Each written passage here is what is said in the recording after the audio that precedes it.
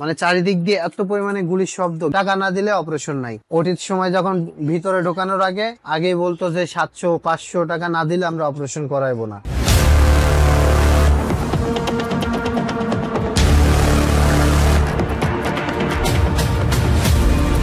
আসসালামু আলাইকুম, আমার নাম মোহাম্মদ মুফাইল হোসেন। আমি ঢাকা শনি একটা প্রদীপ ফ্যানে কোম্পানিতে কাজ করতাম, ওখানে চাকরি করতাম এবং ওখানে থাকতাম। তো আমি 19শে জুলাই গুলিবিদ্ধ হই রাত 12:30টার দিকে। দিনটা ছিল শুক্রবার। আমার সাথে আপনার দুনিয়া কলেজ ছিল সাথে, আর আমার 2 তলা, আমরা নিচে থাকতাম আর উপরে আমার কিছু ছাত্র ভাইরা ছিল, এবং ওদের সাথে অনেক পরিচিত হয়ে গেছিলাম, একসাথে থাকতাম, সবকিছুই করতাম। আমি আপনার 2018 সালে এসএসসি পাশ করি। তখন পড়াশোনা করতাম, এবং আমার বাবা অসুস্থর কারণে করোনার সময় তখন আমি চাকরিটা জয়েন করি আর কি। তখন থেকে পড়াশোনা বাদ দিয়ে চাকরি করি। সেদিন আমার ছাত্ররা যারা ছিল উপরে, যারা ওরা মেসে থাকতাম, একই মেসে থাকতাম। তো বললো কি না যে ঠিক আছে, এক কাজ করি তাহলে, তো যেহেতু ছুটি আছে তাহলে চল সবাই মিলে একটা আন্দোলনে যাই, যেহেতু আন্দোলন আমাদের করাই লাগবে ছাত্র। তো ঠিক আছে, ভালো কথা। গেলাম, এবং দুপুরবেলা খাওয়া দাওয়া করে ওই দিনটা সারাদিন মনে করেন আন্দোলনে ছিলাম। কোনো খাওয়া দাওয়া নাই, শুকনা খাবার খাইছি আর পানি, এই এতটুকু, তাছাড়া আর কিছু না। এবং পুলিশের সাথে মনে করেন এইভাবে আন্দোলন করে যায়, ধাওয়া পাল্টা হতেই থাকে। এত গুলি করে তাও মনে করেন যে জীবনের ভয় করে নাই। একটাই কথা, স্বৈরাচার শেখ হাসিনার আমরা মানে আপনার গদি ছাড়াবো আর কি। তারপরে এরকম করে মানে নিজের চোখে দেখলাম 3 থেকে 4টা আপনার মানে লাশ পড়ে গেছে, বুকে, কারো মাথায়, কারো পেটে, এরকম করে অনেকজনের লাগছে। আর পায়ের কথা তো বাদই দিলাম, পায়ে তো মানে কতজনের পায়ে লাগছে ঠিক নাই, পায়ে হাতে অনেকজনের লাগছে। গুলি পুলিশের গুলিতে, মানে আপনার আহ মানে ½ কিলোমিটার দূরে হবে, আর এতটুক তলতফাত তাদের সাথে মনে করেন ধাওয়া পাল্টা হইতেছে। আমরা মসজিদেও বলতেছে যে আপনারা সিলিন্ডার করেন আমাদের উপরে আর গুলি চালাইন না, আপনারা সিলিন্ডার করেন, আমরা আর আপনাদের উপরে কোনো কিছু করব না। কিন্তু কোনো কিছুই মনে করেন থামে না পুলিশের। তো থামার পরে এক সময় দেখা যায় যে আমার মানে ঠিক 12:30টার দিকে, রাত 12:30টার দিকে মানে গুলি লাগে ডান পায়ে। প্রথমে মানে আমার এখানে লাগছিল, এখানে লাগার পরে তো নিচ দিয়ে বাইর হয়ে গেছে, এখনো কতটা আছে, অনেকটা গর্ত হয়ে আছে।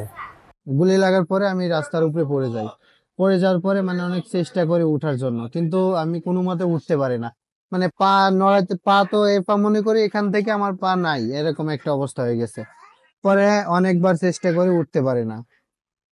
এবার আমার সাথে যারা ছিল ওখানে আমি বললাম কি ভাই আমারে ধরেন আগে তাড়াতাড়ি করে। পরে 2জন ধরছে, ধরার পরে তারপরেও অনেক গুলিগালা চলতেছে, ভয়তে ধরতে চায় না।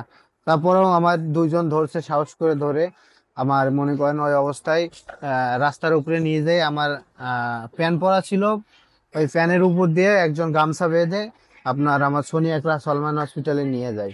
তো অনেক রক্ত পড়ছে।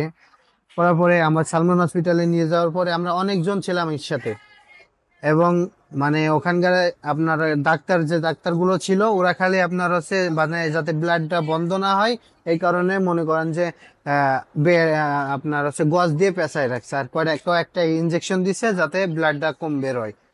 তো ওখানে সেরকম চিকিৎসা হয় না বলে না, আমার লাগা মানে এক্সরে করছি, ওখানে রাখতে চায় না পরবর্তীতে। মানে আমি অনেক জোর জার করে যে আমি স্যার, আমি এই মুহূর্তে আমি কই যাব, এখন তো এই মুহূর্তে আমি যাইতে পারবো না। আর তখনকার অবস্থা খুবই খারাপ ছিল, কোনো গাড়ি ঘোড়া বা কোনো কিছু ছিল না যে আমি এত দূর আসবো। পরবর্তীতে ওখানে যে এক ডাক্তার ছিল আমার চেনা পরিচিত বলতে গিয়ে, আমার আমি যে কোম্পানিতে চাকরি করতাম কোম্পানির পিছনে আপনার হসপিটালটা, পরবর্তীতে বললাম যে আমি এখানে কাজ করতাম। তো বলছে আচ্ছা ঠিক আছে, সমস্যা নাই। পরে বড় ডাক্তারে বলে আমার এক্সরে রুমে নিয়ে যায়, এক্সরা করলো, এক্সরা করে দেখো বললো যে তোমার গুলি একবারে মানে নিচ দিয়ে বাইর হয়ে গেছে, মানে আমার এখান দিয়ে লাগছে একদম, মানে নিচ দিয়ে হাড়ের ভিতর দিয়ে পুরো বাইর হয়ে গেছে। পরবর্তীতে বলে যে আমরা এখানে রাখতে পারবো না, আমাদের পুলিশে ঝামেলা করবে, আন্দোলনকারী রোগী রাখা যাবে না। তো আমি বলছি স্যার আমার একদিন কিংবা 2 দিন রাখেন, আমি যদি অ্যাম্বুলেন্স পাই যায় একদিনের ভিতরে তাহলে তো আমি চলে যাবো এখান থেকে। পরে ওখানে অনেক জোর জবরদস্তি করে থাকছি, থাকার পরে এবং আপনার পুলিশে আমাদের খুঁজছে যে আন্দোলনকারী কোনো রুগী আসছে কিনা, এবং ওখান থেকে অনেকজনে ধরেও নিয়ে গেছে নিচে থেকে, নিচে যারা ছিল। পরে অনেক ভয়তে ছিলাম, থাকার পরে যাই হোক আলহামদুলিল্লাহ ওখানে পুলিশে কোনো সমস্যা করে নাই। তারপরে অনেক ডাক্তাররাও ওখানে ভয়তে ছিল যে পুলিশে ধরলে ওনারও সমস্যা হবে, আমারও সমস্যা হবে। তো মানে 2 দিন ছিলাম। 2 দিন থাকার পরে আমি যখন ওই হসপিটাল 3 তলায় ছিলাম, মানে চারিদিক দিয়ে এত পরিমাণে গুলির শব্দ, গ্লাস দেওয়া আছে, গ্লাসের ভিতর দিয়ে মানে কঠিন শব্দ হইতেছে মসজিদে আর ওরা গুলি চালাইছে চারিদিক দিয়ে, ছাদের উপর থেকে আপনার নিচ থেকে চারি সাইড থেকে গুলি মারছে। এবং আপনার সবাই, এবার ওখান থেকে আমি 21শে জুলাই একটা অ্যাম্বুলেন্স নিয়ে আমি পঙ্গুতে আসি। আসার পরে পঙ্গুতেও সেরকম চিকিৎসা তখন নেয় নাই, যখন শুনছে যে গুলি খাইছে তখন আমার প্রায় 2 ঘন্টা ট্রলির উপরে ফেলায় রাখছে, কোনো চিকিৎসা নাই। পরবর্তীতে আমার এক বড় ভাই ছিল, খবর দিলাম, ওখান থেকে এসে ডাক্তারদের সাথে কথা বলে এক্সরে করে ভর্তি করে তারপরে আমার ওই দিনে আবার রাত 1টার দিকে অপারেশন করে করে ওখান থেকে আমার আবার ভর্তি করা এখানে। ভর্তি করানোর পরে মানে তখন চিকিৎসা তো দূরের কথা, আপনার ওটিতে নিয়ে যাওয়ার সময় আপনার ওই ওটির সময় যখন ভিতরে ঢোকানোর আগেই বলতো যে 700-500 টাকা না দিলে আমরা অপারেশন করাইবো না। মানে তখন এরকম সময় সিচুয়েশন গেছে, টাকা না দিলে অপারেশন নাই। টাকা দিয়েছি, সিরিয়াল আগে দিয়ে অপারেশন করাইছে। যাক, তখন চিকিৎসা অতটা উন্নতি হয় নাই, নিজের টাকা গেছে, অনেক টাকা গেছে। আমি তো গুলি মানে তখন ছিল না পায়ের ভিতরে, মানে গুলি তখন সাথে সাথে লেগে মানে যেখানে লাগছিল তখনই বের হয়ে গেছে। পরে এখানে এসে আপনার অপারেশন করেও বলছে কিনা যে গুলি নাই পায়ের ভিতরে, মানে হাড় 2 খণ্ড হয়ে গেছে এরকম। পরবর্তীতে এখানে আমার ভর্তি রাখার পরে মানে এখানে তখন অতটা সুচিকিৎসা আমরা ভালো পাই নাই। সবকিছু নিজের চিকিৎসা, যা কিছু লাগে সবকিছু বাইরে থেকে আনাই, চিকিৎসা করাইছি, স্যালাইন যা কিছু লাগে সবকিছুই এখানে আনাই করছি এক সময়। তারপরে আপনার ওই সময় আমার প্রায় 60,000 টাকা চলে গেছে যখন, এবং 5 আগস্টে যখন শেখ হাসিনা আপনার পলায় যায়, তারপরে থেকে মানে নিজের তখন যেদিন 5 তারিখ চলেছে শেখ হাসিনা পলাইছে, সেদিন মানে আমরা যতজন আহত ছিলাম রোগী, সবাই মনে করেন এত মানে আনন্দ মনে ভিতরে, মনে হচ্ছে কি ঈদের দিন হয়েছে, এরকম একটা অবস্থা। এবং শেখ হাসিনা আসছিল অবশ্য আমাদের দেখতে দেখতে এসে আমাদের মানে বলে গেছে যে তোমাদের চিকিৎসা আমরা দেখতেছি, ব্যাপারটা দেখতেছি, চিকিৎসা ভালো হয় কিনা। তারপরে থেকে আপনার ও যখন দেখতে আসছিল তখন হাতের ফিঙ্গার, চোখের ফিঙ্গার সবকিছু নিয়ে রাখছে। আর আমাদের তো ফাইলের উপরে পুলিশ কেস লিখে দিয়েছিল, যাতে পরবর্তীতে আমরা সুস্থ হলে তিনি যদি স্বৈরাচার শেখ হাসিনা থাকতো, তাহলে মনে করেন আজ হয়তো আমরা জেলখানা বা কোনো কিছুতে থাকতাম, এমনকি মারাও যাইতে পারতাম, এমন কোনো গ্যারান্টি ছিল না। তো যাই হোক, আর সবকিছু আল্লাহর উপর, আল্লাহর ইচ্ছা। আমরা 5 তারিখের পর থেকে এই পর্যন্ত অনেক আমরা সবকিছু চিকিৎসা ফ্রি পাইছি, সব জায়গায় গেছি, সব জায়গাতে চিকিৎসা ফ্রি পাইছি। সহায়তা বলতে গিয়ে আমি আপনার এই যে জুলাই ফাউন্ডেশনে 1 লাখ টাকা পাইছি।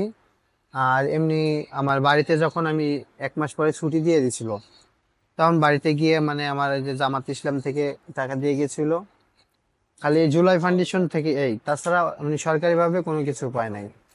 সরকারের কাছে একটাই চাওয়া, যেন আমরা আগামী দিনে যেন আমরা ভালোভাবে চিকিৎসাটা যেন ভালো পাইতে পারি, যেন আমরা চিকিৎসাটা ভালো পেয়ে আমরা যেন সুস্থ সবল ভাবে যেন সবাই বাড়ি যাইতে পারি। ভাতা দেওয়ার কথা বলছে, জি, ভাতা দেওয়ার কথা বলছে। এবং আপনার 3টা ক্যাটাগরি করছে, এ বি সি। আপনার এতে পাবে ভাতা আছে আপনার 20,000 মাসে, আর বিতে পাবে 15,000, আর সিতে পাবে 10,000। সিতে কোনো চাকরি পাবে না। প্রথমে অবশ্য সিতে বলছিল যে ভাতা দিবে না, এমনি ওদের সরকারি আপনার আধা সরকারি বা সরকারি চাকরি দিবে, কিন্তু ওরা মানে নাই। পরবর্তীতে এখন সরকার নিয়ম করছে যে আপনার সি ক্যাটাগরি খালি 10,000 টাকা পাবে, ভাতা পাবে, তাছাড়া চাকরি পাবে না। এবং বি ক্যাটাগরিতে আপনার আধা সরকারি সরকারি চাকরি পাবে, এরকমটা বলছে। আমাদের ওইরকম সিস্টেম করতে দিকে আমাদের ভাতাটা ওইরকম ভাবে যে ওই যে আপনার মুক্তিযোদ্ধারা যেরকম ভাবে পাই, ঠিক ওইরকম সেম ভাবে আমাদের মানে ভাতাটা দেওয়া হবে বলছে আর কি।